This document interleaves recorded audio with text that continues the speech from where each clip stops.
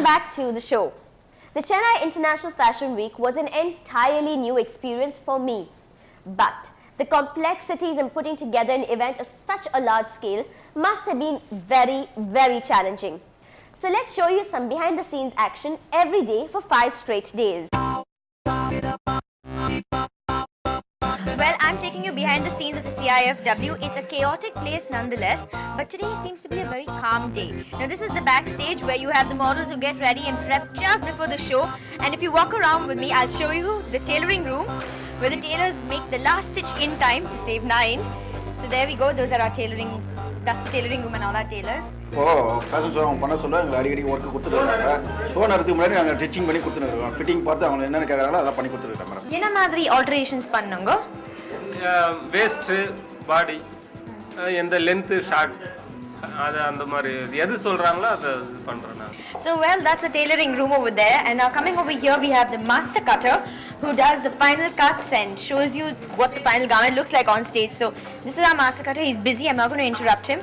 Then we've got our assembly room here where we have all the designers who put their garments out on display. So we've got all the garments well pressed, steamed, ironed, beautiful looking garments. We might want to pop in a little later because it's the men's day. And from there, it's onto the makeup room. They're all ready. But this is where all the models get their face paint, if you can say, all done. And once this is done, the models are ready to go onto the stage and walk like they've never walked before. So there you go. This is the back and behind the scenes of the CIFW 2010.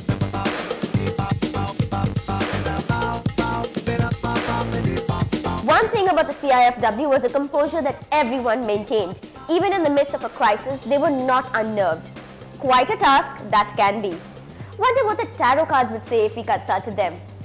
Now, speaking of tarot, the art of tarot was what Satya Pearl called their latest collection.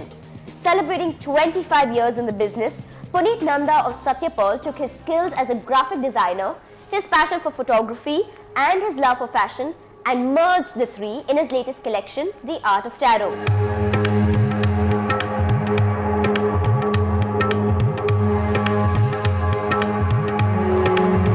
We designers need an excuse to make a collection every season. So this season's excuse is tarot.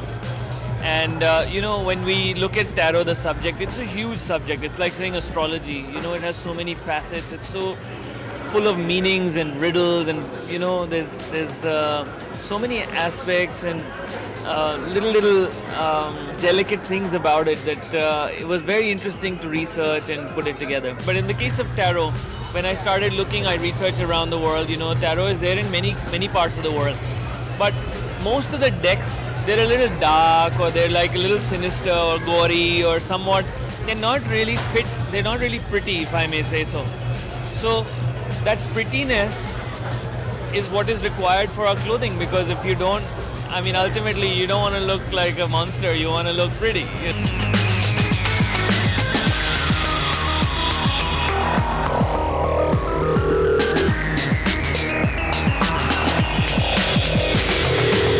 The collection was stunning from beginning to the end. From dresses, saris and gowns, the visual aspect of the tarot was well displayed. The fabrics flowed so effortlessly on the models. The leather belts and straps, you just couldn't miss.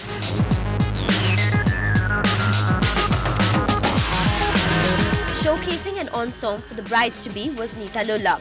Her ultra-feminine collection in shades of green, pink and purple was a sight for sore eyes.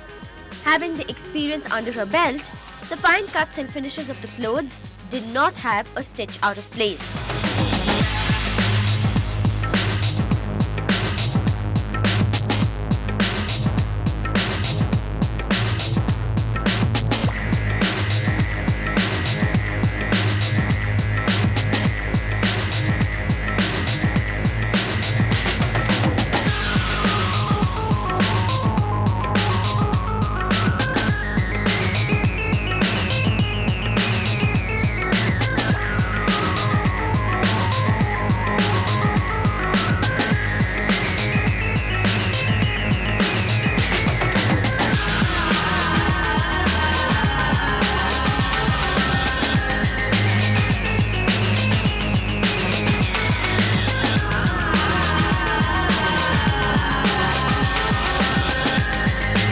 collection essentially is has got very pastel colors, chantilly lace, nets, the very soft flowing fabrics to bring out the sensuality, to bring out the elegance and the prettiness in a woman.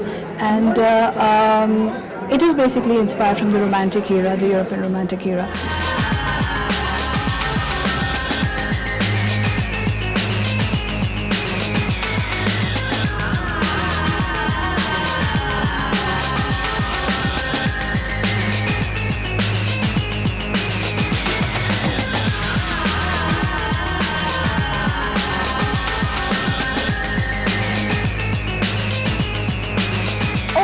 Of 5 days, many a guest who attended wanted to get their fashion doubts cleared.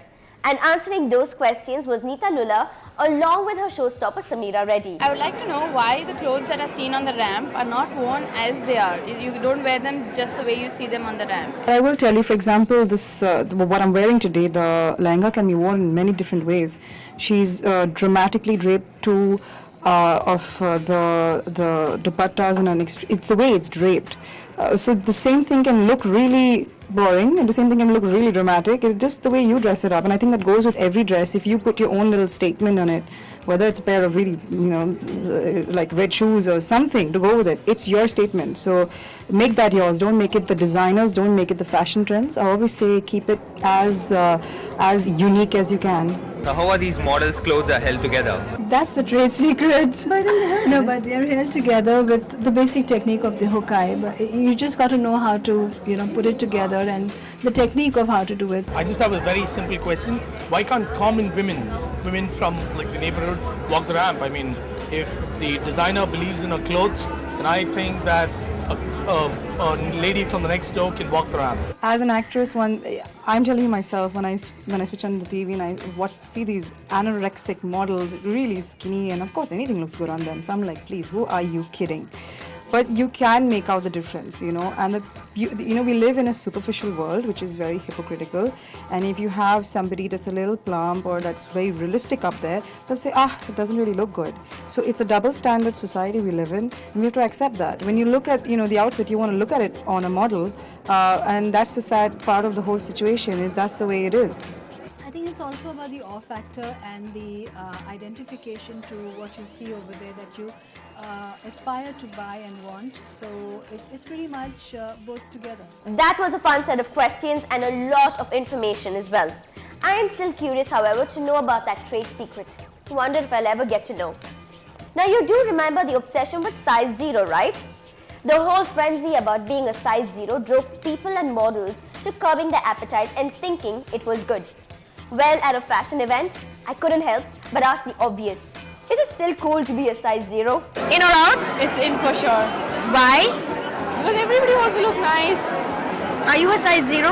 No. What are you, a 1? I don't know. Yeah, maybe 1. I think everybody looks for a change, so I think it needs to be out, otherwise there's no change. Size 0 is out because it looks unhealthy, and I don't think nutritionally it's good for the body. So people are realizing that now. Size 0, as far as I'm concerned, is totally out. It's the most unwomanly thing that I think one can do to yourself. I personally never cared for size 0. I don't think it was ever in, especially in India. As a model, I just finished a show wearing ethnic clothes, and I'm wearing ethnic clothes for the next one as well. And honestly, a size 0 in a sari looks very, very boring. I believe that you need a little bit of curves, at least as an Indian model, to make it look good. And also physically, I don't think a lot of people realize with the tall frame that a model has, you can't actually be a size 0. I agree with Rochelle there, that if people are a size 0, there isn't any sex appeal to the clothes one wears. And yes, we are talking fashion, so the final take on the trendometer is 1. Saris are in today, tomorrow and always. 2. Men's clothes have certainly got more options than we thought. 3. Be proud to wear religion on your sleeve. But with all the do's, there are the don'ts. So please, ladies and gentlemen, think twice before you 1. Step out wearing big lashes like these. These are reserved for only the ramp. 2. Men. Wearing jewelry can be cool, but not something that takes the attention away from the woman. 3. Jewelry again, big is in. But this big can be an open trap for your hair, can hurt your earlobes, and what if your hand gets stuck in it? 4. Net gowns are better left to the bygone era. 5. Black is eternal, but think again when it comes to dressing 50-50. Well, a lot to take away from this year's Season 2 of the CIFW. A lot of trends to watch out for and a lot more to keep you fashionable within your budget. Now don't try emulating someone who looks good for the camera, because once the light bulbs go off, it's time to become yourself. Hope you enjoyed seeing the city of Chennai at its fashionable best. It's been a pleasure to bring this show together, and on to Season 3 beckons. I'm Dipti Kumar signing off.